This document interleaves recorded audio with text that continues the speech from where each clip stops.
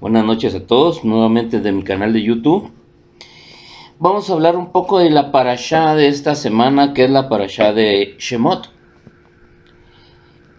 Murió Yosef y todos sus hermanos de esa generación, y los hijos de Israel frustrados proliferaron y aumentaron y se fortalecieron mucho,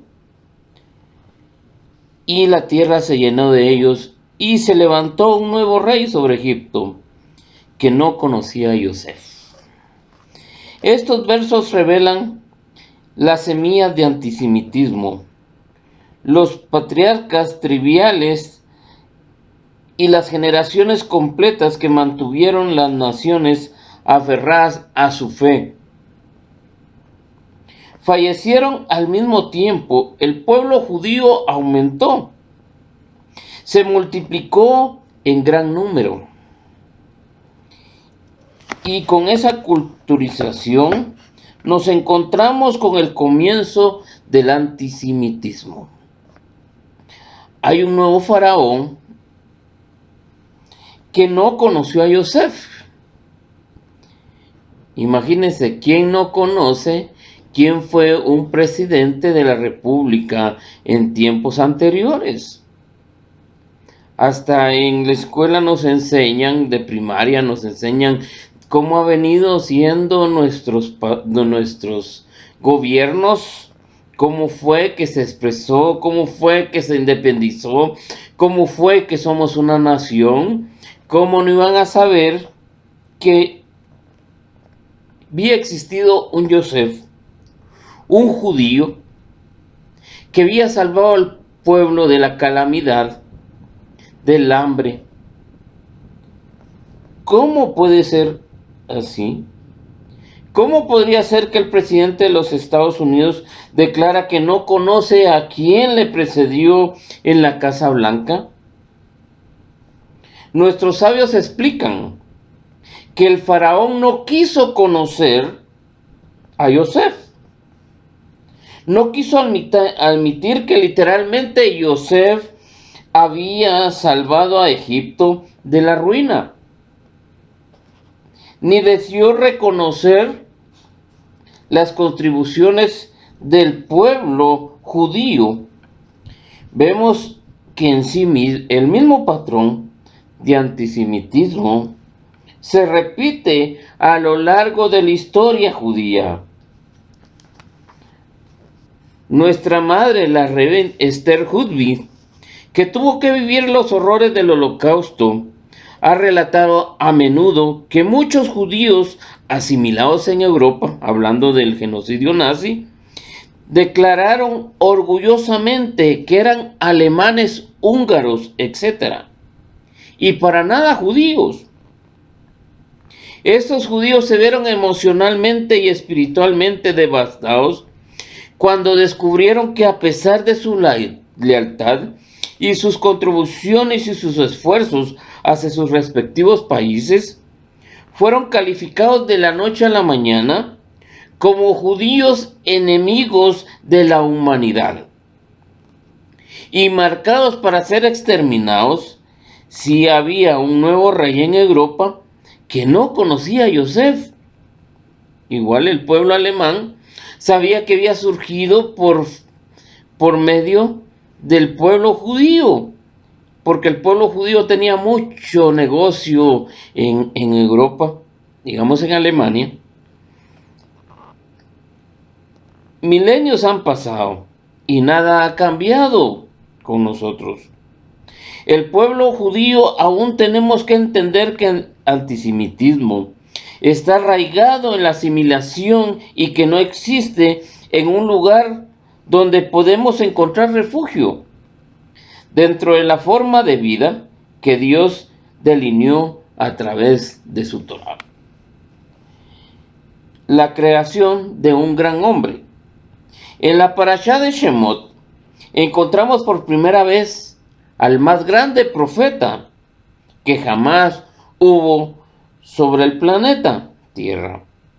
El hombre que realmente habló con Hashem cara a cara se llama Moshe Rabbeinu, como le decimos. Moshe, nuestro rabí, nuestro maestro. Moshe era brillante, fuerte, opuesto y poderoso, y sin embargo no fue por ninguna de estas razones que fue el elegido para ser líder. ¿Qué hizo grande a nuestro padre Moshe? ¿Qué cualidad permite a un hombre trascender y convertirse en un gigante espiritual del pueblo judío? Está escrito, Moshe creció y salió a sus hermanos esclavizados y observó sus cargas. Moshe no vio solamente el sufrimiento de su pueblo, sino que lo sintió, y no solo lo sintió, sino que también se esforzó por hacer algo por ello, como vemos más adelante en los versículos.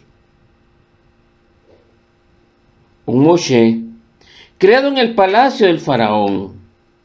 Moshe era un príncipe en el imperio más poderoso de todo el mundo de aquel entonces, y podía haber cerrado los ojos y permaneció indiferente a los angustiosos llantos de sus hermanos, pero eligió renunciar a su opulencia del palacio, al poder de su posición real, para considerarse con sus hermanos oprimidos en el campo de la esclavitud.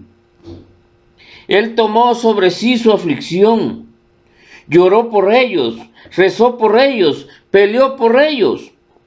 Mientras joven, llegó incluso a convencer al faraón para que les permitiera descansar un día por semana. De este modo, Moshe permitió que los judíos en Egipto observaran el Shabbat.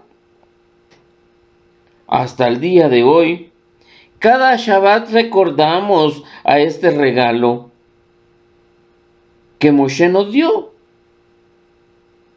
Cuando hacemos el rezo de Shaharit, el Shabbat en la mañana, cuando decimos la Shemó Enri, Isma Moshe, Moshe se regocijó en el regalo de su parte, que debemos tener en cuenta que esta altura de su vida no había sido todavía encomendado con ninguna misión.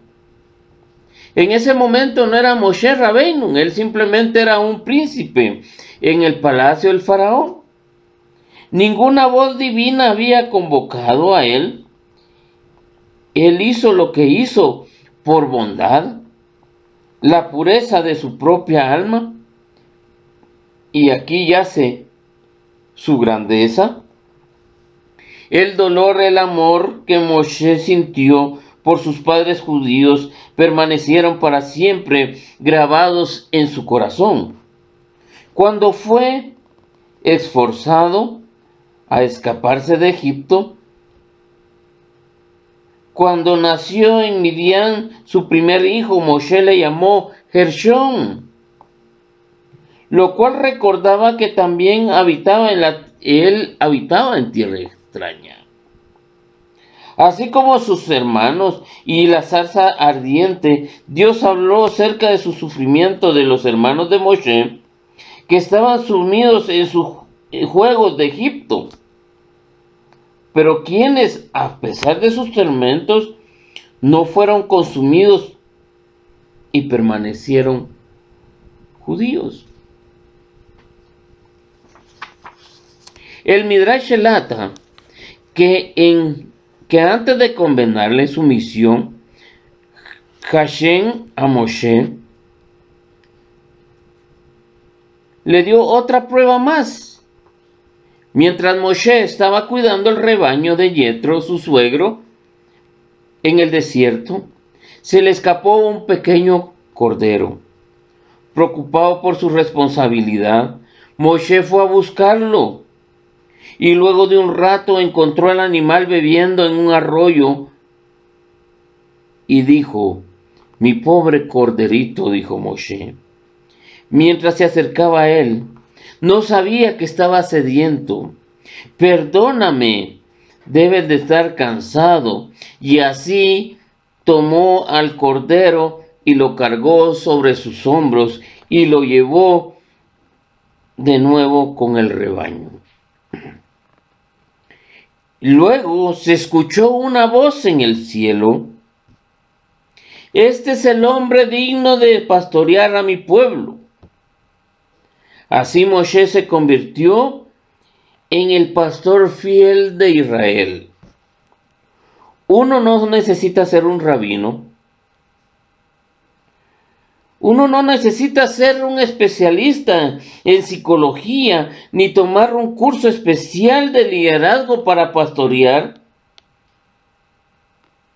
Uno solamente necesita sentir cariño hacia aquellos quienes uno guía, interesarse por su bienestar y dedicarles a ellos con comprensión y empatía y siempre guiándolo por las leyes de Dios.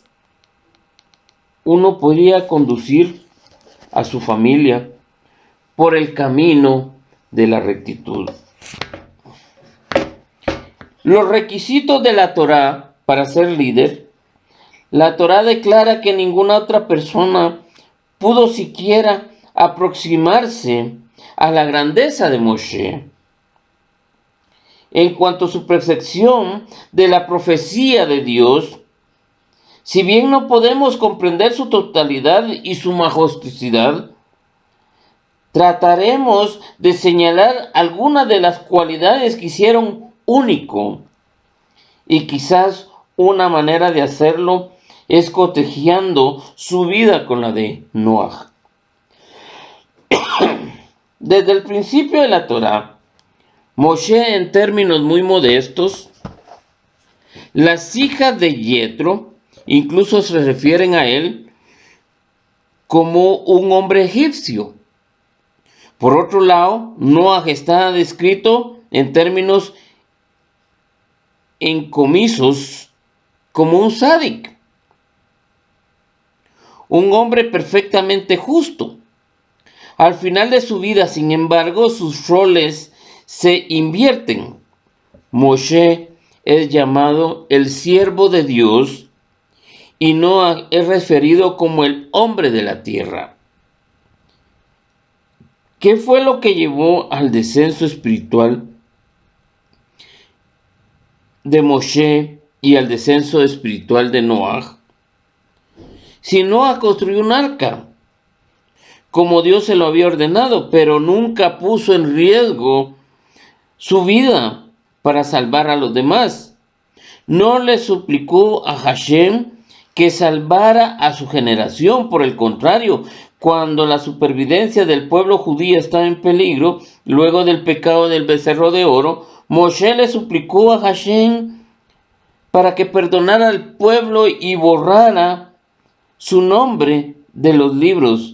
Y la Torá nos enseña que nuestro éxito es medido no por lo que logramos para nosotros, sino que por el impacto que causamos a nuestro prójimo y la medida mediante lo cual nos convertimos en una bendición para los demás.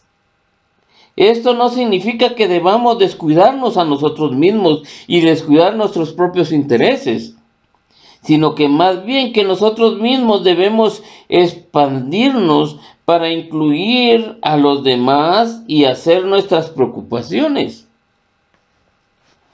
Las personas promedio pueden comprender mejor este concepto a través de la unicidad que siente con su familia inmediata, pero si logra extender esa unicidad, ese amor, para abarcar un círculo más grande, la propia alma se expandirá y saldrá mejor, más fortalecida de la experiencia.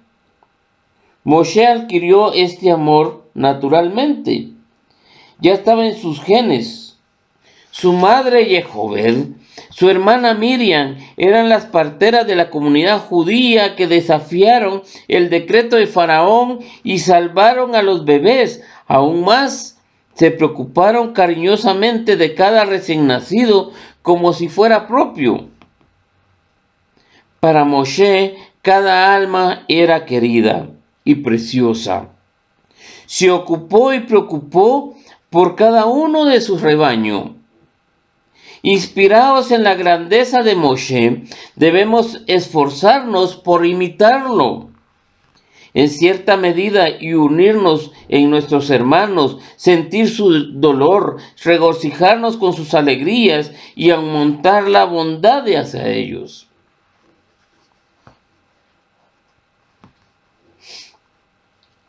Él dijo al rey de Egipto, y dijo el rey de Egipto a las parteras hebreas, Cifra y Pau, cuando atiendan a las mujeres hebreas y las vean sobre su asiento para dar a luz, si es varón lo matarán y si es mujer vivirá.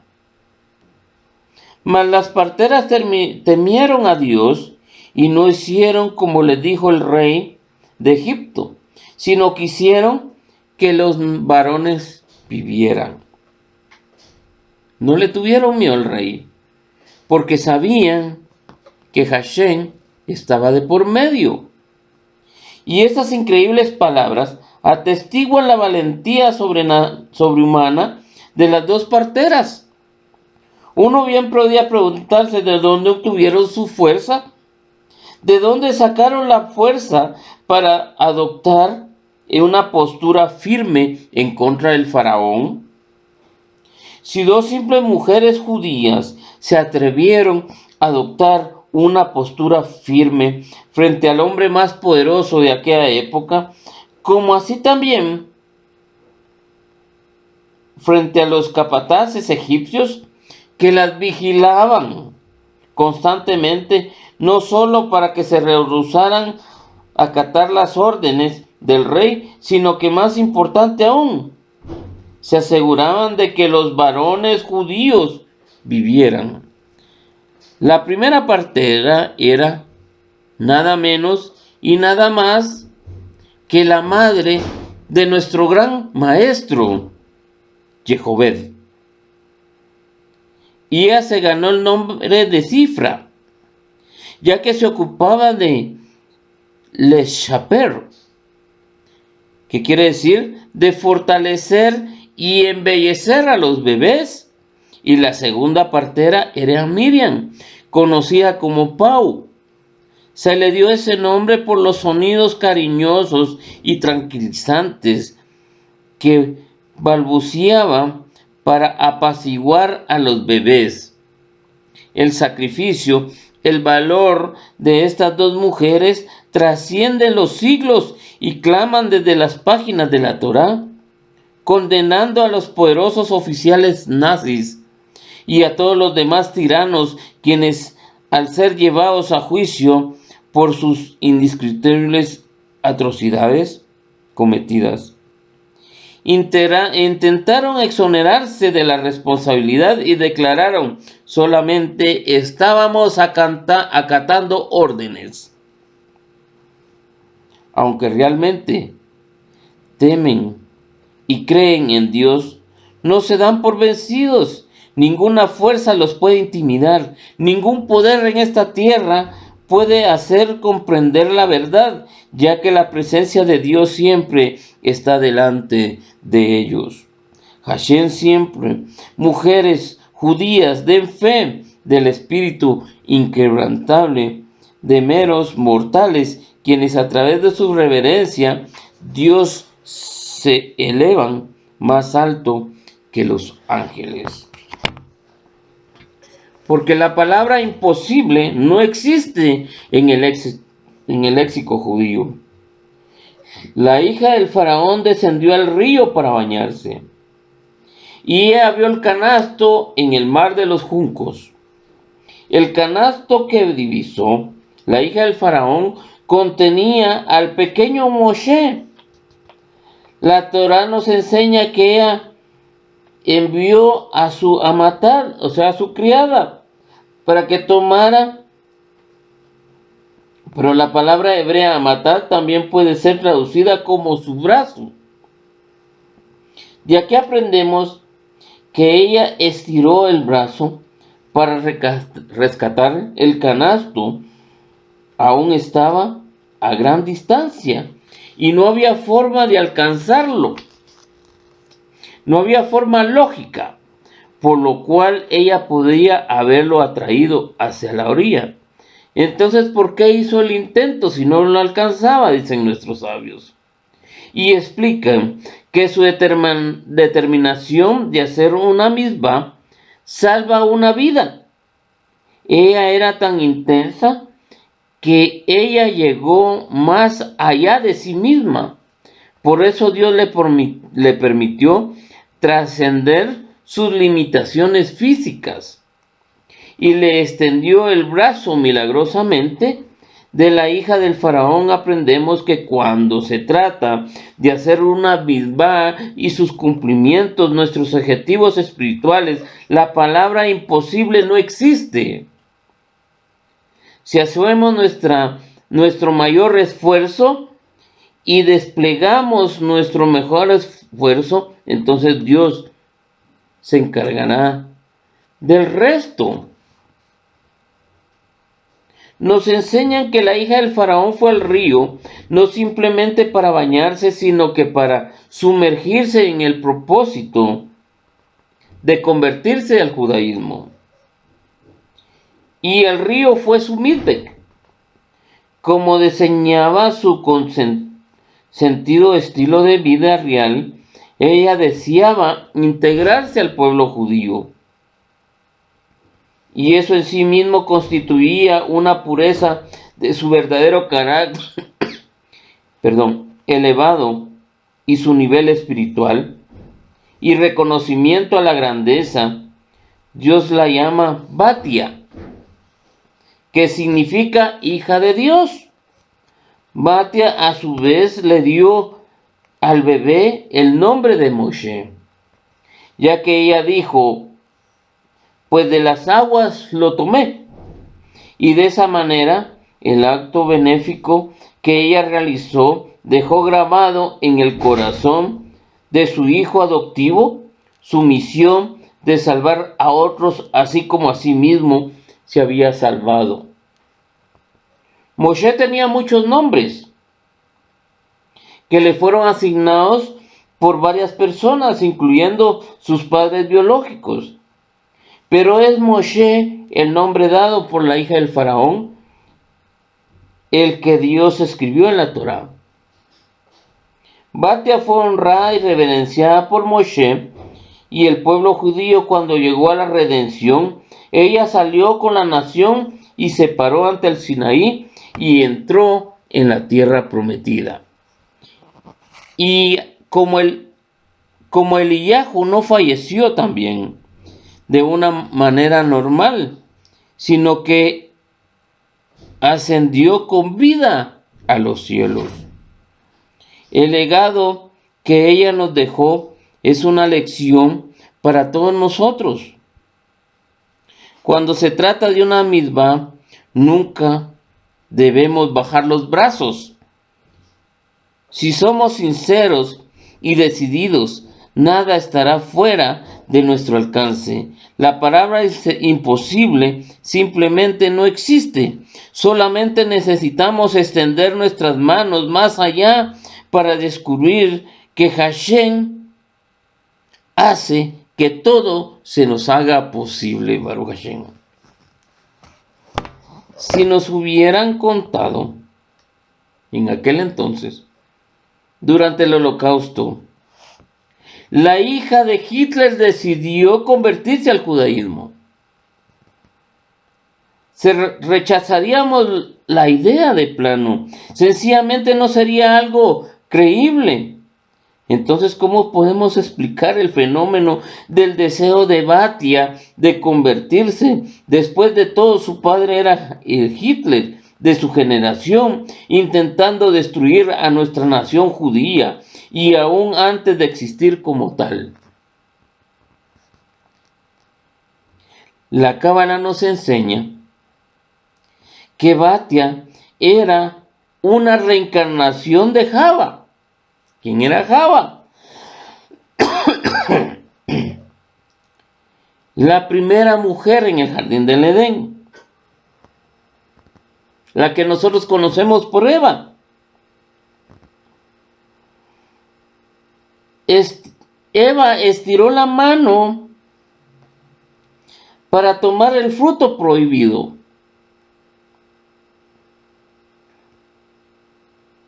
En el jardín del Edén.